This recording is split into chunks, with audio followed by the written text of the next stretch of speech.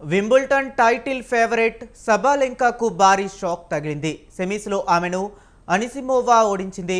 హోరాహోరీగా సాగిన పోరులో 13వ సీడ్ అమండా అనిసిమోవా 6-4, 4-6, 6-4తో టాప్ సీడ్ సబాలెంకాకు షాక్ ఇచ్చింది.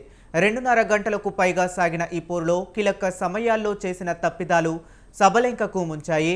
తొలి సెట్ నువ్వా నేనా అన్నట్లుగా సాగింది. 44 వరకు ఇద్దరు సమంగా నిలిచారు. 9వ గేమ్లో బ్రేక్ సాధించిన అనిసిమోవా 5-4 తేడాతో ఆధిక్యంలో నిలిచింది. తరువాత సర్వీస్ నిలబెట్టుకొని సెట్ను గెలుచుకుంది. రెండో సెట్లోనూ సబాలెంకాకు ప్రత్యర్థి నుంచి గట్టి పోటీ తప్పలేదు. అయినా 8వ గేమ్లో బ్రేక్ సాధించిన సబాలెంకా 5-3తో ఆధిక్యంలోకి వెళ్ళింది. అదే జోరుతో సెట్ గెలిచి మ్యాచ్లో నిలిచింది. నిర్ణయాత్మక మూడో సెట్లో సబాలెంకా మళ్లీ గాడి తప్పింది. అనవసర తప్పిదాలు, డబుల్ ఫాల్ట్లో పట్టు విడిచింది. దీంతో 4-1తో అనిమోవా ఆధిక్యంలో దూసుకెళ్లింది. 10వ గేమ్లో మరోసారి బ్రేక్ చేసి సెట్తో పాటు మ్యాచ్ను గెలుచుకుంది. ఈ క్రమంలో ఆమె 2 ఏస్లు 30 విన్నర్లు కొట్టింది.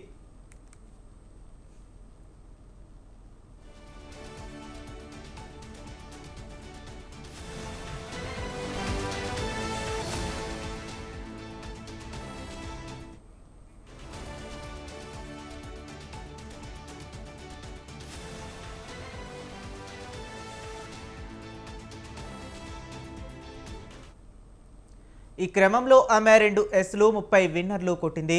37 అనవసర తప్పిదాలు, 4 డబుల్ ఫాల్స్ చేసిన సబాలెంకా ఓటమి కొని తెచ్చుకుంది.